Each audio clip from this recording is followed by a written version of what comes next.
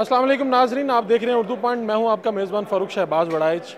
आपने पाकिस्तान के जो कौमी खेल है हॉकी, उसके बारे में बहुत से तबसरे सुने हैं, बहुत सी बातें सुनी हैं, हमें पढ़ाया भी गया है। लेकिन इस खेल के साथ हुआ क्या है, इसका ज़वाल आखिर कहाँ पहुँचा है और किसकी वजह से पहुँचा है। आज हमारे साथ वसीम फ़िरोज़ साहब मौजूद हैं और मिर्ज़ा इकबाल बेग साहब मौजूद हैं।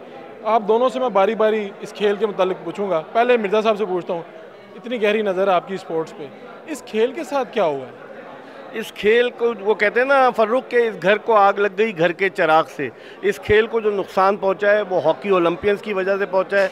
आप देखें कि 1984 के बाद से ओलंपिक्स नहीं जीते, 1994 के बाद से वर्ल्ड कप नहीं जीते, और अब ये सूरत हाल हो गई कि ना हम ओलंपिक्स के लिए क्वालिफाई कर सकें ना वर्ल्ड कप के लिए। तो पाकिस्तान हॉकी जो एक ज़माने में लॉरल्स लेकर आई, आप देखें 1948 के लंदन ओलंपिक्स में पाकिस्तान हॉकी टीम ने हिस्सा लिया पहली मरतबा, और 1952 के हेलसिंकी ओलंपिक्स के सेमीफाइनल में पहुंची। इसका मतलब है पाकिस्तान हॉकी में पोटेंशियल था इब्तदाई दौर से, लेकिन इन ओलंपियंस ने सिर्फ और सिर्फ अपने ओहदों के लिए और सिर्फ जॉय ट्रिप्स के लिए, पैसों के हुसूल के लिए पाकिस्तान हॉकी को एक ऐसी बंद गली में ले आए कि जहां से इसकी वापसी नामुमकिन है। सिर्फ और सिर्फ आप इन्हीं को जिम्मेदार समझते हैं, कोई और फैक्टर्स नहीं है इसमें? देखिए, इनको इसलिए जिम्मेदार समझते हैं कि पाकिस्तान हॉकी फेडरेशन को ग्रांट देती है हुकूमत पाकिस्तान, और उस ग्रांट का हिसाब नहीं होता, उसकी अकाउंटेबिलिटी नहीं है। तो हुकूमत पाकिस्तान को भी इसका जिम्मेदार होना चाहिए, लेकिन ज़्यादा जिम्मेदारी उन लोगों पर है कि जिनको ये पैसे दिए गए।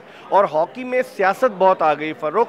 आप देखें कि जब से आसिफ बाजवा पाकिस्तान हॉकी फेडरेशन के सेक्रेटरी बने, उस वक्त के वफाकी वजीर ख्वाजा आसिफ, जो कुछ अरसे के लिए पीपल्स पार्टी की हुकूमत के साथ शामिल हुए थे 2008 में, उनके कहने पर आसिफ बाजवा सेक्रेटरी बने।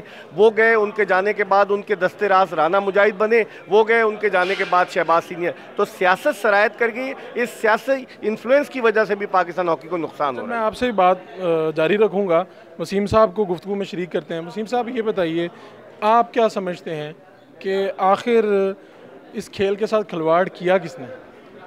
बस जैसे अभी मिर्ज़ा इकबाल बेग ने आपको बताया कि वाकई में हॉकी ओलंपियंस जो हैं उनका भी कसूर है, और साथ में ये कि हमें बहुत गहरी निगाह से देखना चाहिए था। सारे जो घर बैठ गए थे पुराने ओलंपियंस, वो आ ही नहीं रहे थे, अपनी जॉबों में लगे हुए थे, उन्होंने हॉकी को तरजीह नहीं दी, जिसकी वजह से हॉकी ये दिन ब दिन नीचे जाती चले गई।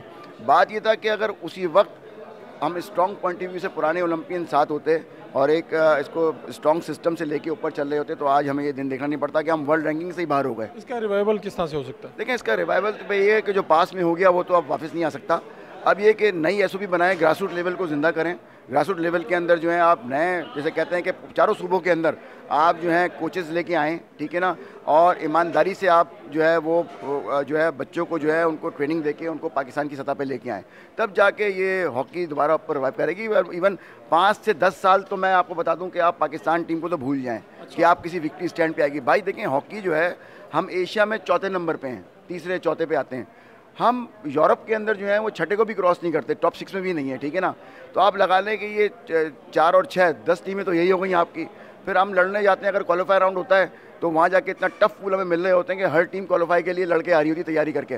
तो इतनी फाइट हो गई है और हॉकी इतनी एडवांस हो गई है दुनिया के अंदर कि हर आदमी जो है ओलंपिक और वर्ल्ड कप के लिए तैयारी कर रहा होता है और चैंपियंस ट्रॉफी के लिए। तो बात सिर्फ ये है कि हमारे यहाँ टैलेंट तो बहुत है, मगर फिर वही बात कि हुकूमती सतह के ऊपर जब तक इस पे इम्प्लीमेंट नहीं होगा और एक नुमाइंदा आके, कोई हुकूमत का आके जब इसके ऊपर अपनी तरजीह नहीं डालेगा, जब तक ये कौमी हॉकी टीम ऊपर नहीं आएगी। अच्छा मिर्ज़ा साहब, मैं आपको भी शामिल करूँगा गुफ्तगू में। मुझे सिर्फ ये बताइए कि अब फौरी तौर पे स्टेप लेने के लिए इस खेल को दोबारा से हमने लाना है, कौमी खेल है, बेतौकीरी हो रही है, किस तरह से वापस लाएं, फौरी तौर पे स्टेप क्या लें?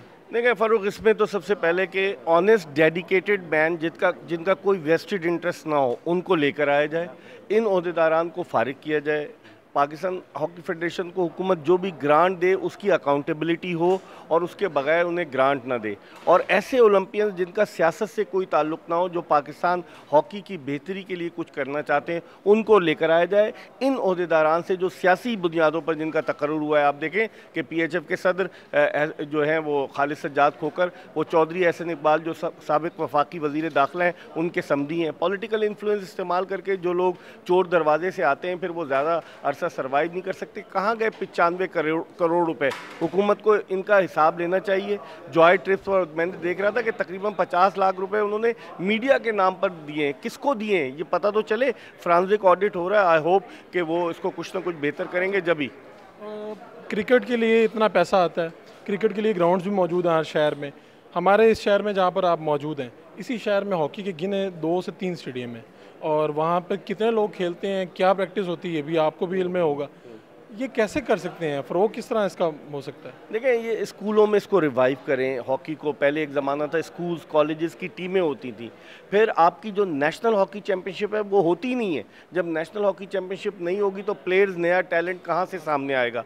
तो ये सारे ग्रास रूट लेवल पर रिवाइव करें, इसको असेंशियल करें, स्कूल्स में हॉकी को असेंशियल करें, जो ग्राउंड्स हैं उनकी फैसिलिटीज़ प्रोवाइड करें। नेशनल हॉकी स्टेडियम सफ़ेद हाथी ना हो, वहाँ पर जो है वो एक्टिविटीज़ हों, तो डेफिनेटली तरक्की हो। वाइंड अप करूँगा, आखिरी आपका पॉइंट लेना है। आपसे ये पूछूंगा कि जो बच्चे हैं वो तो देखना ही नहीं चाहते इस खेल को, तो कैसे लाएंगे उनमें शौक पैदा? वो तो क्रिकेट को देखना चाहते हैं, और क्रिकेट जो स्टार्स हैं बेशक उनको आमदनी भी ज़्यादा है, और क्रिकेट को देख के लोग करते हैं कि काश हम भी क्रिकेटर बने। हॉकी को देख के तो ऐसा सिस्टम ही नहीं है।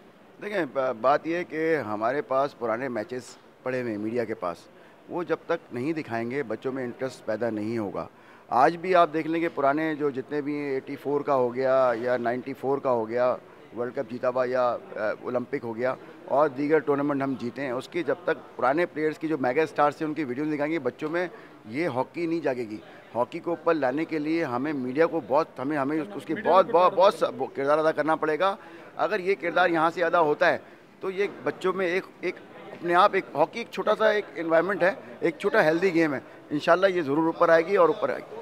मिर्ज़ा साहब सिर्फ मुझे ये बता दीजिए, कितने साल लगेंगे, कितने महीने लगेंगे इस खेल को बहाल होने में? देखिए, फ़िलहाल तो मुश्किल लगता है फ़ारूक, लेकिन मैंने जिस तरह कर्नल मुदस्सिर असगर की गुफ्तगू सुनी कि 86 में हम 11वें नंबर पर आए थे वर्ल्ड कप के, और फिर उसके बाद 90 में हम वर्ल्ड कप के फाइनल में पहुंचे, 94 में वर्ल्ड कप जीते। डेडिकेटेड लोग हों, ईमानदारी से काम करें तो कोई वजह नहीं 3-4 साल में पाकिस्तान हॉकी 4 साल में हम वर्ल्ड कप ला सकते हैं हॉकी। चलें। जो आपने गुफ्तगू सुनी वसीम फ़रोज़ साहब की और मिर्ज़ा इकबाल बेग साहब की, आज यहाँ पर ओलंपियंस इकट्ठे हुए थे और सिर्फ एक एजेंडा था कि हॉकी को किस तरह से बहाल किया जाए। अपने मेज़बान फ़ारूक शहबाज बड़ाइच को इजाज़त दीजिए। अल्लाह निगहबान।